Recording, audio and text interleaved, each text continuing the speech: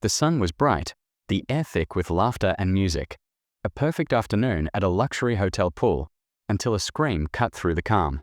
In a single motion, Kesha Williams, a hard-working black waitress, was shoved into the water.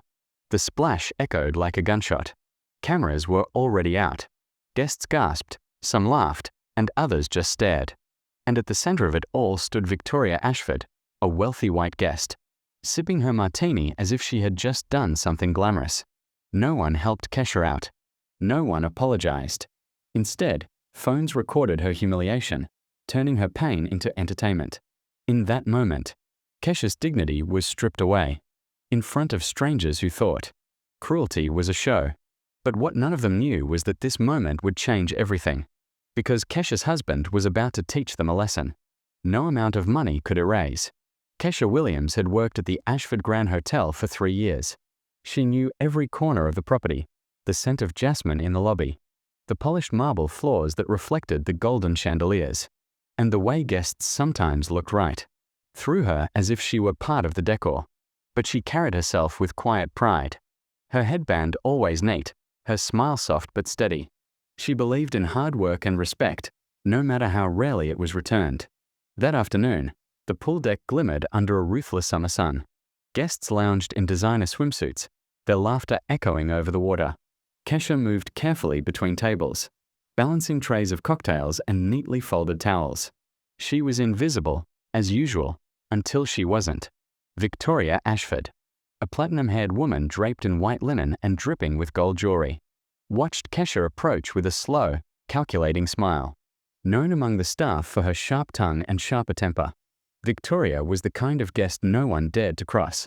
"You're blocking my sun," she murmured coldly as Kesha passed. When Kesha politely stepped aside, Victoria's smirk only deepened. Without warning, she shoved Kesha forward. The world seemed to freeze for a split second before the splash shattered the stillness. Gasps rippled through the air. Phones lifted like weapons, capturing every second. Children stared wide-eyed, while their parents whispered. Kesha emerged from the pool, soaked but composed, refusing to give her tormentor the satisfaction of tears. She climbed out silently, water dripping onto the tiles, and resumed her duties with mechanical precision. But her silence wasn't weakness, it was fire contained. As she placed the untouched towels neatly on a nearby table, the hotel manager appeared. Daniel Prescott, all crisp suits and false charm, greeted Victoria like royalty, brushing past Kesha without acknowledgement. "We'll make this right," he said smoothly, glancing at Kesha with an icy glare. His words painted her as the problem. Around the pool, the laughter returned, but quieter now. The air was charged with something unspoken, something heavy. Guests exchanged glances, some uncomfortable, others entertained. No one stepped forward to defend her. But Kesha's silence wasn't surrender. She had a phone too, and a husband who wasn't just watching. He was planning. The poolside incident didn't end when the water dried on Kesha's uniform. It followed her like a shadow through the hotel's pristine halls. Guests whispered as she passed. Some pretended not to see her, while others openly smirked, replaying the viral video now circulating online. By evening, the clip had spread across social media. Waitress shoved into pool. Watch her reaction. Thousands watched, commented, and judged. But few saw the truth behind her calm. Kesha didn't cry that night, but the sting of humiliation burned deep. She thought about quitting, but why should she? She had done nothing wrong. The next morning, she returned to work early, the scent of fresh polish and coffee filling the lobby. She straightened her name tag and smoothed her freshly ironed uniform, determined not to let them break her spirit. But whispers still trailed her steps. Guests glanced at her as though she carried scandal on her shoulders. Even some co-workers avoided her, afraid of being associated with the drama. Victoria Ashford was back by the pool, lounging in sunglasses, the queen of an empire of stares. Her friends laughed too loudly at her jokes, her presence dominating the space. When Kesha walked by, carrying a tray of drinks, Victoria smirked, loud enough for those nearby to hear. "Careful, sweetheart. Don't fall in again." The laughter that followed was like nails scraping across Kesha's resolve. Inside, the manager, Daniel Prescott, called her into his office. His polished smile was gone. "Williams, This hotel prides itself on its reputation. We can't afford bad press. Kesha stiffened. I didn't push myself into that pool, sir. Daniel leaned back, folding his hands. Mrs. Ashford is a valued guest. You should have handled the situation better. I suggest you keep your head down until this blows over. There it was. Confirmation. Her dignity was disposable, her truth inconvenient. The hotel cared about wealth, not justice. Kesha nodded silently, holding her anger like a fragile vase that might shatter if she spoke too soon. That night, at home, she told her husband Marcus everything. Marcus was quiet at first, listening carefully. A former military man turned successful real estate investor. He was no stranger to racism. But this was different. Seeing his wife humiliated, seeing her treated like she didn't belong anywhere but beneath their feet, this lit a fire in him. Marcus watched the viral video again, his jaw tight. They made you entertainment, he said finally, voice low. They laughed like your dignity was a joke. Kesha nodded, tears finally slipping down her cheeks. I wanted to fight back, but I knew they'd only see me as an angry black woman. Marcus pulled her close. You didn't fight because you shouldn't have to. But I will. Over the next few days, Marcus moved quietly. He called lawyers. He spoke to investors. He arranged meetings. Kesha continued to work at the hotel. Her presence calm, professional, and unshaken, even as whispers followed her everywhere.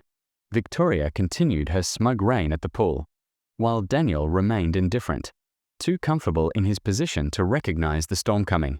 The racism wasn't just Victoria's cruelty. It was in the way staff hesitated to defend her, the way Daniel chose profit over truth, the way strangers filmed her pain instead of stepping in. The hotel's marble floors gleamed, but beneath them, the rod of privilege and prejudice spread unchecked. Kesha carried herself with quiet dignity, every step a reminder that she would not be reduced to a viral clip. Her silence became a statement. Guests who once laughed now avoided her gaze, unsettled by her unbroken composure. 3 weeks later, Marcus walked into the Ashford Grand, dressed in a crisp suit. His presence commanded attention.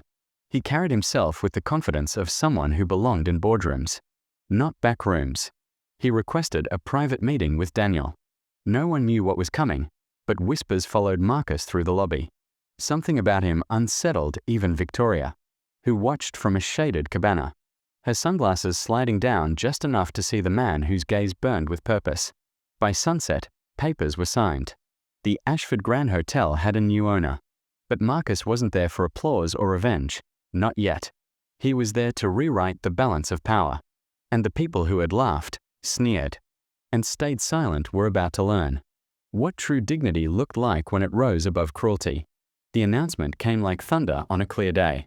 By noon, word spread through the Ashford Grand Hotel. The new owner has arrived. Staff scrambled to adjust their uniforms. Whispers rippled through the lobby, and guests craned their necks in curiosity. Marcus Williams stepped through the revolving glass doors, dressed in a tailored black suit that reflected authority with every step. Behind him trailed 2 lawyers and a silent entourage of investors. He moved with calm precision, the kind of quiet power that turned heads without a word. Daniel Prescott, the manager, hurried forward, sweat forming beneath his polished smile. Mr. Williams, welcome to the Ashford Grand. I wasn't informed of your visit today. Marcus's dark eyes locked onto him. You weren't informed because I wanted to see things as they really are. Mr. Prescott. Daniel faltered, his rehearsed charm slipping. Of course, sir. If there's anything you need. There is, Marcus interrupted smoothly. Gather every employee and every guest who witnessed what happened 3 weeks ago. I'd like to address them. Personally. Confusion buzzed through the staff, but within minutes, the grand lobby filled with waiters, bellhops, managers, and curious guests. The golden chandelier glimmered overhead, casting a soft glow over the assembled crowd. Victoria Ashford arrived fashionably late, her platinum hair perfect, her expression amused, until she saw Marcus at the center of attention. Who exactly are you? She scoffed, striding forward in her designer heels. Marcus turned to her slowly, his voice calm but commanding. I'm the man who now owns this hotel, Mrs. Ashford, and I'm here to discuss your Behavior. A ripple of shock moved through the room. Phones lifted, recording every second. Victoria froze, her confident posture faltering for the first time. You humiliated one of my staff members. Marcus continued, his tone sharper now. You shoved her into a pool. You laughed while strangers recorded her pain. And my manager, he turned his gaze toward Daniel, stood by and blamed her for it. Daniel's face drained of color. Mr. Williams, Quiet, Marcus snapped, the words slicing through the air. Kesha stood at the edge of the crowd, dressed neatly in her uniform. But this time, her head was high, her presence unshaken. Marcus extended a hand toward her. This is my wife, Kesha Williams. The woman you mocked, humiliated, and turned into a spectacle. Gasps rippled through the room. Victoria's mouth fell open. Marcus's voice grew colder. Effective immediately, Mrs. Ashford. You're banned from this property. Permanently. Security guards stepped forward without hesitation. Their allegiance already shifted. Victoria sputtered protests, but no one moved to defend her. Marcus turned to Daniel next. And as for you, Prescott, pack your things. This hotel will no longer be a place where cruelty is tolerated. The crowd murmured in awe. Marcus wrapped an arm around Kesha, his voice steady. We don't just own this hotel now. We are building a place where dignity is non-negotiable. This ends today. Applause began softly, then grew, echoing beneath the chandelier. Kesha met Victoria's glare with quiet strength. This time, she didn't need words. Justice had spoken for her. The lobby had fallen silent after Victoria's furious departure. The once intimidating presence of the wealthy guest dissolved into whispers of disbelief. Kesha stood beside Marcus, the soft weight of justice settling over her shoulders like a long-awaited embrace. For weeks, she had been a symbol of ridicule in viral videos, a meme, a punchline. Now, in the very place she had been humiliated, she stood taller than anyone else. Marcus turned to the staff.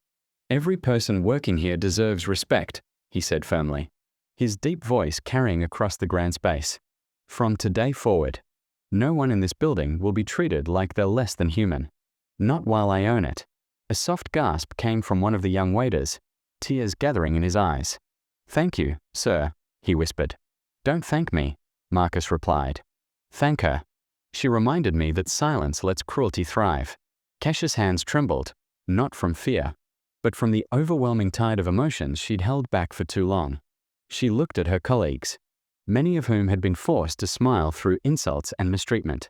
She saw their hope flickering like light breaking through dark clouds. In the days that followed, everything changed. Marcus implemented strict policies on guest behavior. Anyone who disrespected staff would be escorted out, no matter their status. Employees received pay raises and free legal support. A wellness room was added for staff breaks, and Kesha was promoted to a senior management role. Her leadership style rooted in empathy rather than fear. But the impact reached far beyond the hotel walls. News outlets picked up the story. Black waitress humiliated. Husband buys the hotel and fires the manager. Social media buzzed with admiration, turning Kesha's viral humiliation into a story of strength. Instead of pity, people now shared her photo with captions. Like grace under fire and powerful. Beyond words. Kesha sat beside Marcus one evening in their new office, the city skyline glowing through the floor-to-ceiling windows. I never wanted revenge, she said softly. I just wanted them to see me, to see all of us. Marcus took her hand. Now they do. The hotel became a beacon, a symbol of dignity, resilience, and change. Guests arrived knowing it wasn't just a luxury destination, but a place built on respect. Employees walked with new confidence, no longer afraid to stand tall. And as for Kesha, she never forgot the sound of that splash, the laughter, or the silence that followed. It fueled her mission, to make sure no one else ever felt invisible. This story is a reminder that power doesn't just come from wealth or status. It comes from courage, from standing firm even when the world tries to push you down. So, here's the question for you. When you witness injustice, will you be the one holding the phone, or the one taking a stand? If you've ever faced a moment that changed how you see someone you love, share your story in the comments. Don't forget to like and subscribe for more powerful tales that touch the heart. Thank you for being here.